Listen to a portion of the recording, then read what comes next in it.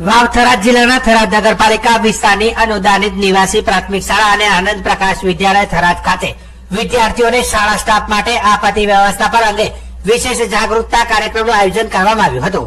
Fire officer તથા તેમની ટીમે આગ, પૂર, ભૂકંપ જેવી કુદરતી તેમજ માનવ સર્જિત આફતોમાં કેવી રીતે બચી શકાય તેની મહત્વપૂર્ણ માહિતી વિદ્યાર્થીઓને આપી હતી। કાર્યક્રમ દરમિયાન વિવિધ પ્રકારની આપત્તિઓ વખતે કરવાના પ્રાથમિક બચાવ ઉપાયો, સેલ્ફ પ્રોટેક્શન ટેકનિક, તાત્કાલિક બહાર નીકળવાની રીતો તેમજ આગ લાગતી વખતે અગ્નિશામક સાધનોનો ઉપયોગ કેવી રીતે કરવો તેની પ્રેક્ટિકલ ડેમો રજૂ કરવામાં આવ્યો હતો। આ તાલીમમાં 290 થી વધુ વિદ્યાર્થીઓ તેમજ શાળા પરિવારના સભ્યો જોડાયા હતા। આપત્તિ દરમિયાન ગભરાટ વગર સચોટ નિર્ણય લેવાની મહત્વતા અને તાત્કાલિક મદદ મેળવવા માટેની પ્રક્રિયા અંગે પણ માર્ગદર્શન આપવામાં આવ્યું હતું। નિવાસી પ્રાથમિક શાળાના પ્રમુખ દાનાભાઈ નાઈએ ફાયર વિભાગની ટીમનું શાલ ઓઢાડી સન્માન કર્યું હતું।